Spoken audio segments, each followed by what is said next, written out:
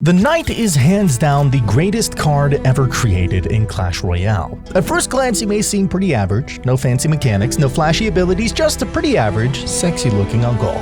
But don't let that fool ya. For just 3 elixir, his stats offer insane value that is impossible to ignore. Throughout Clash Royale's history, the Knight has consistently dominated the arenas, ranking as one of the most used cards in the game. Today we're diving into the Knight's journey, from his humble beginnings to becoming a top-tier card, the day when he broke the game with his evolution, and why he's truly earned the title, the greatest card. This is the full history of the Knight. Ho-ho!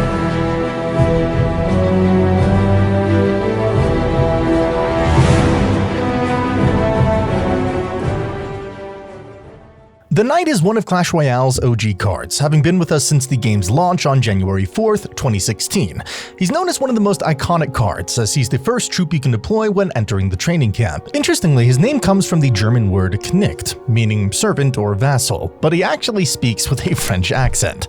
What's fascinating is that the Knight received his first nerf even before Clash Royale officially launched. His HP was reduced by 7%, yet despite this, he quickly became a staple in most decks. As a common card, he was easy to obtain and level up, making him a popular choice for players across all skill levels. By January, he already reached an 18% usage rate, so what exactly made him so strong? Was it his attack speed, health, or the ability to survive every spell in the game? Well, yeah, all of the above.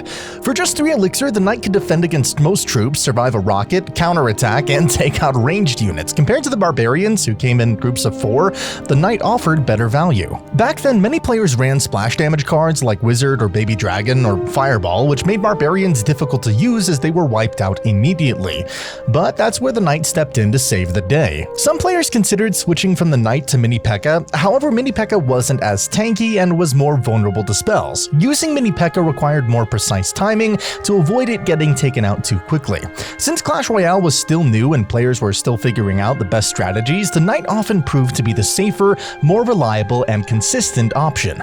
With only 42 cards in the game at that time, there wasn't a dominant deck archetype. Players were experimenting, testing different strategies, and discovering unique synergies to outsmart their opponents. One popular combination I often saw involved the Balloon, Freeze, and the Knight as a tank.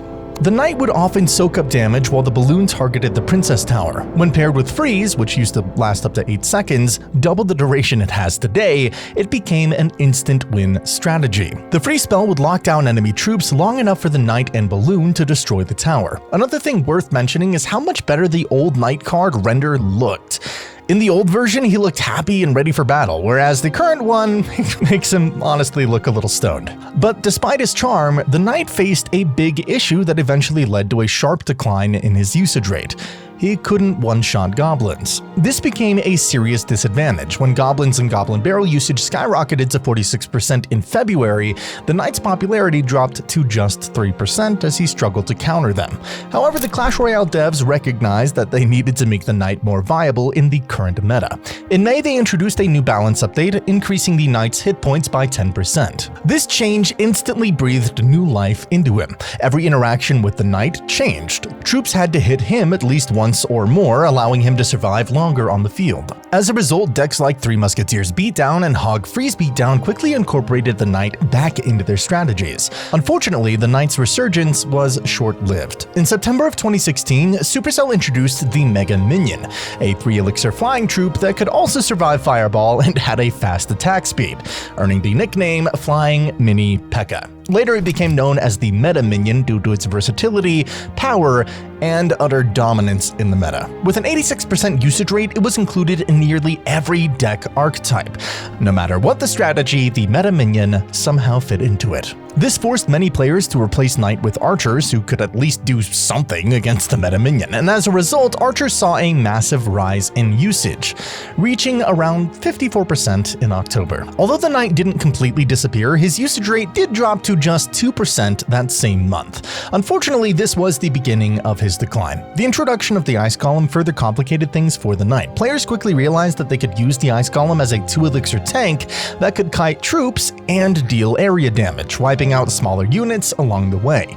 This sparked new experimentation among players, and soon enough, the Ice Golem found its way into more decks, replacing the Knight in many situations. By January 2017, for the first time ever, the Knight had a 0% usage rate at the top of the ladder. On the flip side, the Ice Golem became the most used card in Clash Royale. Thankfully, it didn't take long for Supercell to introduce new balance changes that knocked the Mega Minion and Ice Golem out of the top. This shift brought a more diverse meta, allowing the Knight to shine once again. The standout deck that emerged during this time was the classic Logbait deck, which, for the first time, could truly prove its worth. Up until late 2016, the Goblin Barrel cost 4 elixir, making it difficult to cycle and play effectively, but when its cost was reduced to 3, players began to realize the deck's potential. The Princess helped deal with swarms and chipped away at the opponent's tower. The Inferno Tower took care of tanks, while the Knight provided solid defense and transitioned into offense alongside the Goblin Barrel. To top it off, the Rocket dealt significantly more damage to towers back then, making it essentially another win condition in the deck. But Logbait was just the tip of the iceberg in the Knight's journey, as his usage rate skyrocketed to 32% in April. The main reason for this was the rise of graveyard decks, particularly the bowler variation. At the top of the ladder, Poison wasn't as popular, and players preferred using Fireball and Zap to counter the Three Musketeers meta. This made the Knight the perfect addition to Graveyard as a tank. He could soak up damage from the Princess Tower and enemy troops, while Larry's took care of the rest. However, players had to be extremely careful with graveyard placement because back then, its radius was much larger. Activating the opponent's King Tower was a common mistake that could easily cost you the match. Another deck that saw great success during this time was the Three Musketeers, paired with Elixir Pump, Miner, and of course, the Knight. The Three Musketeers were extremely popular in 2017, especially with the introduction of the heal spell. The Knight was frequently found in various versions of the deck. If you managed to place the Elixir Collector and gain an advantage, defending against this deck became nearly impossible, making it an incredibly fun strategy to use. One more notable mention goes to a fast 2.9 Logbait deck, but this time with bats, skeletons, and no princess. Surprisingly, this deck performed exceptionally well at the top of the ladder. Logbait really thrived during this era because many players didn't fully understand how to defend against it properly. When reviewing old gameplay, you could often see players missing their log, poorly timing their tornado, or failing to react to a Goblin Barrel thrown in their back, simply because they didn't notice it. My guess is that since Logbait wasn't widely used in 2016, players lacked the experience and knowledge to counter it effectively. All of these decks synergized incredibly well with the Knight, and by 2017, he was everywhere. Three Musketeers, Hog Rider, Expo, Logbait, Graveyard, you name it, he was there. It's no surprise the Knight reached a 38% usage rate. What's really fascinating though is that there wasn't a single balance change to the Knight during this time. Yet he went from 0% usage rate in January to 38% in July, which is just insane. However, things began to shift when the Mega Knight and Bandit were introduced. These new legendaries played a significant role in reducing the Knight's dominance. And while he didn't completely plummet, there was a noticeable dip in his usage rate as players began experimenting with the dashing mechanics of the Bandit and the jump mechanic of the Mega Knight. Interestingly, by the end of 2017, the Bandit and Knight were sitting at the exact same usage rate of 25.5%, with the Mega Knight just behind at 20.5%. Neither of these cards caused the Knight's downfall, but that all changed dramatically when Clash Royale introduced the Royal Ghost, the father of the Blue and Red Kings. The Royal Ghost was introduced with a much faster attack speed, more health, and a cooldown to turn invisible of just 0.7 seconds, compared to the 1.8 seconds of today, and that is an insane difference. Just watching these old clips, you can immediately see how broken this grandpa was. Every single one of his stats was superior to what we have now, making him a far better option than the Knight, and as a result, his usage rate skyrocketed to 36.5% by the end of December, making him the most used troop at the time in Clash Royale. To make things worse, Supercell introduced a new balance change that same month, which increased the Knight's attack time interval to 1.2 seconds from 1.1, and his first hit time to 0.5 seconds from 0.4. It seemed like the Knight was destined to fade into the darkness of Clash Royale once again. But hold on, that wasn't the end. In fact, it was just the beginning. In 2018, the Knight's journey continued at a fast pace, with 3 major balance changes throughout the year that dramatically impacted his interactions with other troops. The first update came in February, nerfing his HP by 6%. But just 2 months later, in April, they partially reversed that with a 3% HP buff. This small change didn't have a significant impact, as the 3% health difference wasn't very noticeable. However, the next balance update in August was much more impactful. The Knight's damage was increased by 5%. After years of struggling against goblins, the Knight could finally one-shot them. This adjustment completely changed his interactions, especially against the Goblin Barrel, Goblin Gang, and well, just goblins themselves. The effects of this buff were immediately seen in the arenas. The Knight's usage rate surged to 22% in Grand Challenges, placing him in the 9th spot alongside cards like Poison and Ice Golem. The Knight was back, and stronger than ever. Classic Logbait quickly took over the arenas once again. Ash's video, where he spectates top player Morton, showcases how well Princesses synergized with the Knight. Princess could bait out spells like Log or Arrows, allowing you to push with Knight and Goblin Barrel. Or you could use the Goblin Barrel to bait out spells, then place Princess at the top of the bridge to chip away at the opponent's tower. To top it off, Rocket dealt a lot of damage to towers at the time, so you essentially had 3 win conditions in one deck: Goblin Barrel, Princess, and Rocket. Certainly not what he wanted to have happen. We do connect with the Goblin Barrel there, and then Princess is going to take care of that Goblin Gang. Are we going to log? No, we don't need to log. Oh, we did it anyway. That's going to chip away, bring us to rocket range, and boom! GG, tower down. So there it is, guys. However, with the rise in popularity of Three Musketeers, players had to adapt, and so did Logbait. Players were now forced to incorporate Tornado into their decks, and it worked especially well with Rocket. The great thing was that Tornado didn't deal any damage to towers, allowing players to put all 3 Musketeers to one side without activating the King Tower, and then easily rocket them. This made it much simpler to counter big pushes that spanned both lanes, which is why other YouTubers like Surtag began to assert dominance with this exact same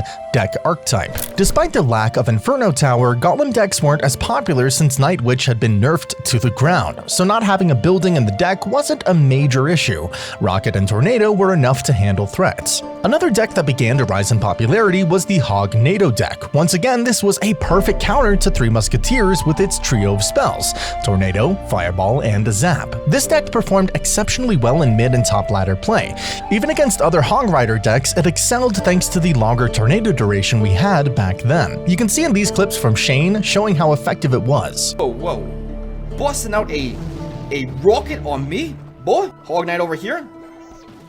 You got some NATO action for me, sir? I bet you do. NATO into the middle? You do? Because that's some Knights over here. Hog get some action done to that. Thank you, Hog Rider. Appreciate it. We'll go to Ice Braid here and then NATO it all to the middle here.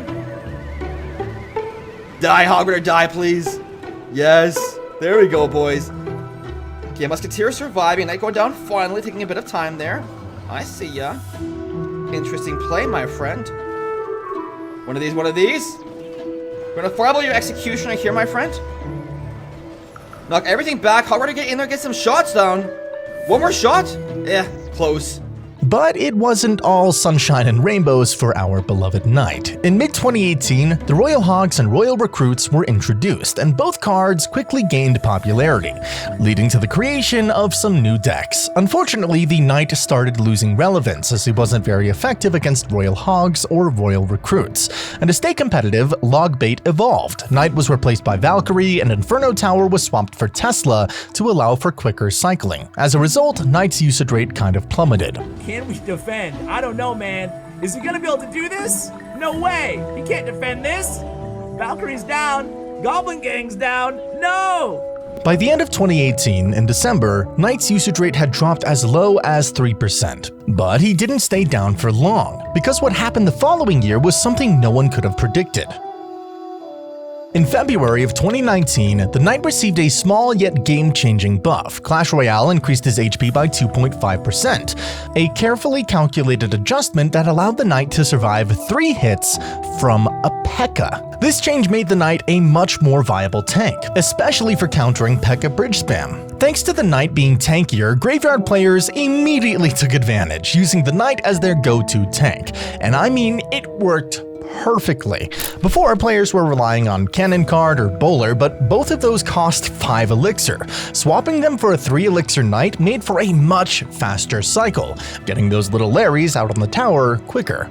But wait, it did not stop there. In July, Clash Royale introduced a new balance change that categorized troops into 3 groups, those being short, 0.8 tiles or less, medium 1.2 tiles, and long 1.6 tiles. Up until now, the Knight had a 1-tile melee range, but after this update, he got a 20% buff to 1.2 tiles. This allowed the Knight to engage with some troops faster, giving him a significant advantage. And that's still not all. By December of 2019, Clash Royale buffed the Knight's HP by another 5%, and this was absolutely huge, allowing him to tank one more hit from almost every card in the game. He became more resilient against spells and lasted even longer on the field. Thanks to these buffs, the Graveyard deck with Knight as a tank became the 8th most popular deck in the game, boasting a solid 54.2% win rate. Okay, Tag, and today we're back again with one of the best decks after the Knight got buffed. So after everyone heard the Knight is going to get a 5% HP buff, everyone started playing the Knight, and this is one of the best decks with it. Also, because of the addition of triple elixir and 5-minute overtime, Graveyard has just gotten so much better because there's going to be more units placed on the map because there's more elixir, so obviously more splash damage with the Tornado, Ice Wizard, and Baby Dragon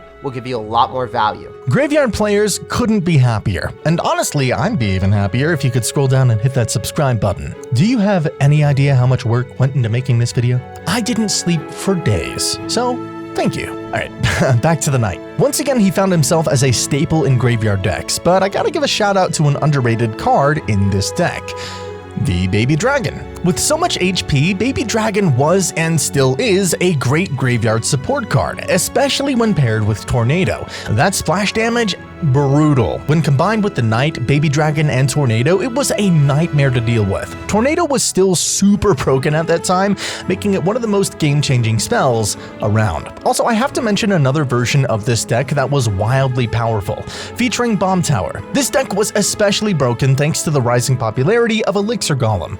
The E-Golem was such a no-skill card since you wouldn't get any Elixir back until the last blob stage. With so many players running it, you needed to counter it effectively, and Bomb Tower did that perfectly. It synergized well with Baby Dragon, Ice Wizard, Tornado, and of course, the Knight for tanking. By the end of 2019, Knight's usage rate had risen to a solid 10%. Not game-breaking, but definitely respectable. But what happened next year, now that was a whole different story. It is April 2020, and Clash Royale devs, for some reason, decided to overbuff the Goblin Hut, pushing it to an insane 31% usage rate, making it the most used building in the game by far. And what did they do? They added a 3-spear Goblin spawn at Destruction while lowering its lifetime a bit. That small tweak made the card so broken that players were forced to build entire decks around it. For Splash Yard, the transition was easy. All you had to do was replace the popular Bomb Tower with Goblin Hut, and boom, new Goblin Hut deck was born. Is this down in time? Dang, that's still so much damage.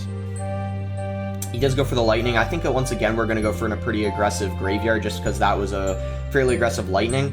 And then we're just going to go ahead and Poison, because he's probably going to have to drop an E-Wiz, or he's going to lose a lot of his tower, and it looks like that's going to be the case. This meta was kind of wild, with players using cards they'd never even considered before.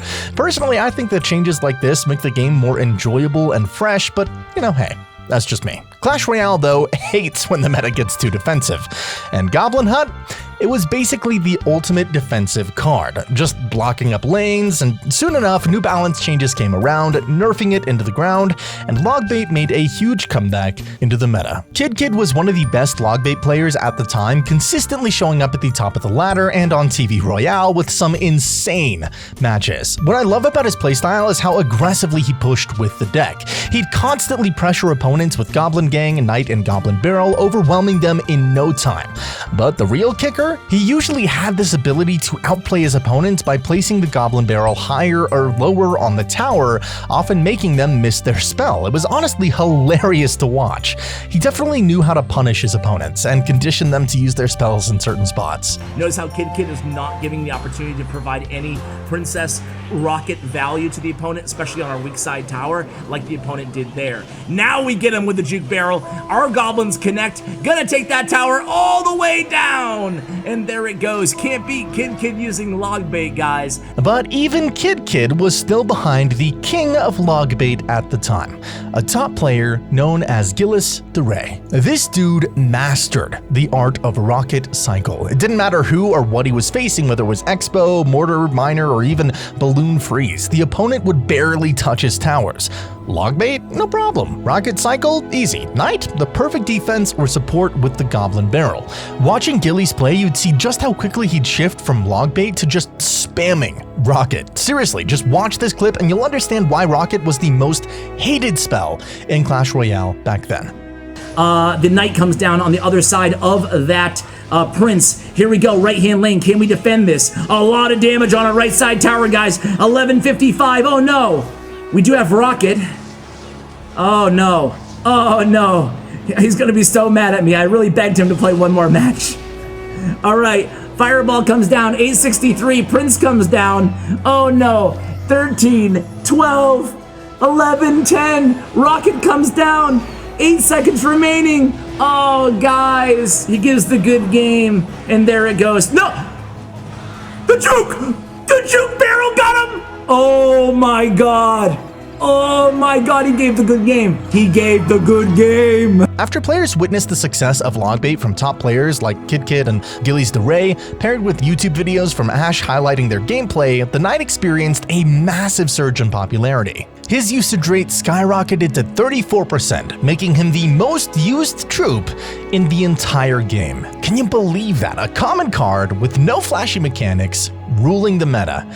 That's crazy. And meanwhile, graveyard decks continued to dominate. Some players started experimenting with the newly added Goblin Cage, but no matter what, the Knight was used literally everywhere, and I mean everywhere. Logbait, Royal Hogs, Mortar, Royal Giant, Hog, Three Musketeers, Giant Beatdown, you name it, the Knight was there. What's funny is that Clash Royale overlooked the popularity of the Knight for quite some time, and honestly, players didn't mind either.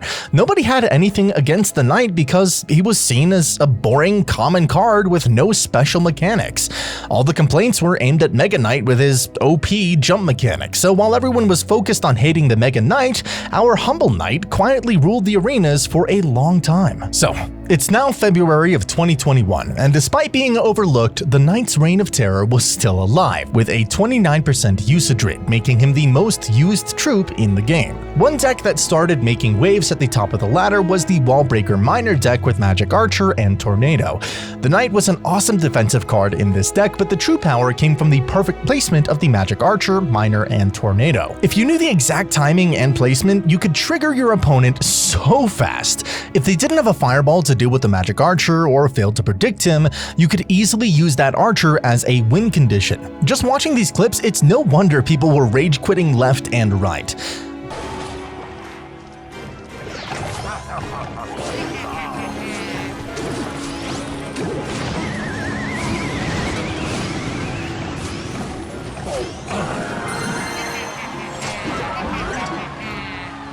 But even more annoying was the good old 3.0 Expo cycle, where Knight was critical. Whether it was for distraction, soaking up damage, or DPSing down enemy troops and buildings, the Knight played a major role. Picking up an Expo with the Knight skeletons, you lost the game. So you always need to keep in mind, you always need to be so careful about spending elixir. And as you guys see, it's so close. You go for Fireball here, going also for E-Spirit. And I think now he's going with archers here. He's also going for Lord. He's going with skeletons. And he needs to get it down. The archer is not connected, but the Expo's connected in the last second. He's taking it up. 100 HP. What a game. GG's well played from both sides. Thanks to the Knight's several HP buffs over the years, he became way too tanky for his elixir cost, staying on the field far longer than he probably should have. Like I've said before, Supercell isn't a big fan of defensive metas. They want Clash Royale to be all about attacking, not just defending and hoping for the best. So they had to make a change, and since the Knight was the key tank in Expo cycle decks, it was pretty clear where they'd strike. In March of 2021, Clash Royale dropped a new set of balance changes, nerfing the Knight's HP by 5%. It was a huge deal and helped tone down the meta, opening up space for more innovative decks. And as a result, the Knight's usage rate dropped big time, hitting only 7% by June. On top of that, his win rate plummeted to 38%, which was a pretty stark contrast. since he usually hovered around the 50% mark. The nerf was definitely noticeable, but honestly, it was a step in the right direction. By the end of 2021, champions were introduced, shaking things up in a big way. For the first time ever, you could have a 3-card cycle, as long as your champion stayed on the field. This led to some new strategies, and soon enough, the Golden Knight started replacing the Knight in many decks, sending the Knight's usage rate even further down. But trust me, this was just the beginning. Exactly 1 year later, in October of 2022, Clash Royale dropped the Phoenix, a new legendary card that completely broke the game overnight. It became the most used troop with a usage rate peaking in the 80s, and naturally the Knight was practically useless in this meta. The best way to counter Phoenix? You guessed it, using Phoenix yourself. The Knight just didn't fit into any deck, even though it got a 3% HP buff right when Phoenix was introduced. But let's be real, that buff might as well have not happened because it didn't make any difference. Thankfully, in the following months, the Phoenix got nerfed, and slowly but surely, the Knight climbed his way back into the meta. At the start of 2023, the Knight received yet another 3% HP buff, making him a more solid tank. Some players like Riley had success with the classic Logbait, but honestly, it was rare to see anyone using the old version because Mighty Miner had taken over his spot. With Mighty Miner, you could rock a 3-card cycle, spamming Goblin barrels left and right, which just outclassed the old school Knight setup. But then everything changed in the August 2023 update, when Clash Royale introduced the Evolved Knight, and trust me, this was by far the most broken evolution at release. I mean, Evo Firecracker, Evo Archers, and Evo Royal Giant didn't even come close to how overpowered the Evolved Knight was. I won't bore you with too many numbers, but here's the gist. He was almost invincible while walking, with an 80% damage reduction compared to today's 60%. That's double the damage he takes now. Just by doing some simple math, 80% damage reduction from 1000 is 200 damage, but 60% is 400, so yeah, he used to be an absolute tank while on the move. But check this out. The Evolved Knight could also eat 2 Sparky shots on your side of the arena and still march straight towards your opponent's tower, taking it down all by himself, all for just 3 elixir. You know, pretty balanced. Now, a minion horde, a mirrored minion horde, and a firecracker all locking onto the Evo Knight. And guess what? He was still impossible to kill.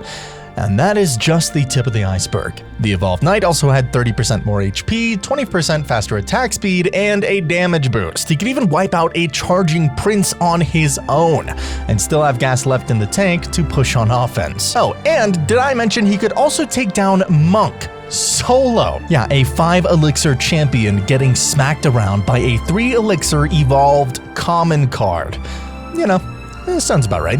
But the Evolved Knight wasn't just making life hard for the Monk. He could easily wipe out the Golden Knight, too. As for the Archer Queen, she was practically useless against him. Once the Queen's ability was activated, the Knight would just keep moving and take almost 0 damage, so you end up countering the Archer Queen with 80% HP left. Expo players? Oh man, they had it the worst. The Evolved Knight could tank the Expo forever, making it impossible for the Expo to lock on. As a result, the Expo slowly but surely vanished from the arenas during this time. Tesla, for some reason, maybe that was predicting the princess, but look at that. See that Evolved Knight distracting the Expo, where you saw early in this video, I showed you guys a clip of that, and it just literally, man, the Expo just has no chance of getting on the tower if that Evolved Knight is tanking. So yeah, you could probably guess that the Knight's usage rate went through the roof, 43% in October. That made him the most used card in Clash Royale, popping up in literally every deck archetype you could think of. What I'm doing, probably this is bad, so I'm just gonna chill with what I got. I'm gonna eat a little bit of damage, soak up the sponge damage with the Knight, and wait, the Knight hasn't taken any damage. And one-shots goblins too, that's so disgusting. Oh my gosh, that's revolting. Is he seriously gonna lock onto the tower through all that? There's no way! There's no way! For a graveyard here. So he's gonna drop the Phoenix, and now you're gonna see a perfect prime example of how good the Evo Knight is. Look at the tankage the Evo Knight does, guys. This is absolutely ridiculous. This is absolutely ridiculous. I cannot believe that the Knight is dealing so much damage. Okay, we have to go all in. Gonna Evo Knight. That takes no damage from the fireball. Oh, I think he's dead. He's gonna probably barbs. We can NATO this in. Don't even care about the King Tower.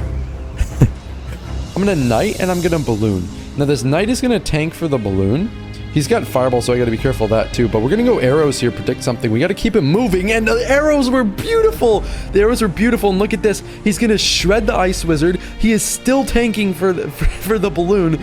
The Inferno Dragon is locked in on the other side, and we're gonna go with another Inferno Dragon, another Knight. And look at this Knight. He's about to go ham on the King Tower. This Knight is going ham. The DPS buff. This is what we were talking about earlier. The prediction on the Ice Wizard. The Evolved Knight is insane. Then I'm going to go for my Goblin Barrel one tile in the back so he can't go for the barbs. What does he even do here? He goes for the Tombstone. I'll log right away as soon as I get enough. Okay, nice. And that Knight's going to live and tank for the barrel. Look at that Evo Knight. It tanked and I got the tower. Let's go. The frustration among players was noticeable, and Supercell had no choice but to act.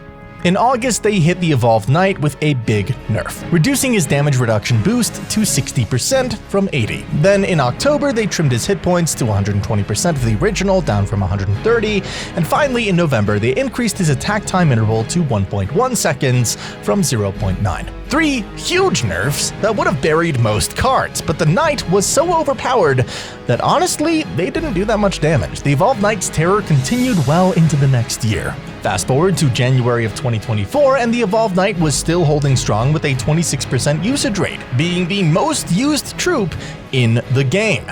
Enter the Cannoneer Tower, which only added fuel to the fire. The Knight's damage reduction was perfect for soaking up the Cannoneer's aggro without taking too much damage, keeping his popularity on the rise. In March, Clash Royale tried to balance things out with new changes. They increased the Evolved Knight's attack time interval to 1.2 seconds from 1.1 and removed his damage boost, but these tweaks didn't quite hit the mark. The Knight was still incredibly tanky, easily defending and providing significant value on offense. He just couldn't take out the Prince, Golden Knight, or Monk on his own anymore, which was a noticeable change. And then in April, Clash Royale introduced the Dagger Duchess, the most broken towered troop ever. With her fast attack speed and a ton of daggers, she immediately dominated the arenas. But guess what? This actually made the Knight even more popular. His damage-absorbing mechanic could soak up the Dagger Duchess's daggers, making it easier to push with your other troops. Supercell knew they had to tackle not just the Evo Knight, but every evolution, because they were just way too powerful. The game was becoming frustrating for average players, especially if you didn't have an evolution of your own. So in May, a massive balance update hit, with every evolution taking a blow. The Knight was no exception, with his HP slashed by 8%, but despite these changes, the Evolved Knight was still considered the most broken evolution out there. Just a month later, Supercell decided to completely remove the Evolved Knight's HP boost, bringing it back to the original Knight's status. By August, the Evolved Knight was finally in a more balanced state with a 15% usage rate. He's nowhere near the beast that he was a year ago, but even after all those nerfs, I'd still consider him one of the greatest cards in Clash Royale history. The 60% damage reduction while walking might be all that's left, but hey, that's still enough to keep him relevant. But the Knight's wild journey is nothing compared to the one about the Little Prince, the most irritating card in Clash Royale. His buggy story is truly one for the ages, so check out this video to dive into his chaotic saga. See you there.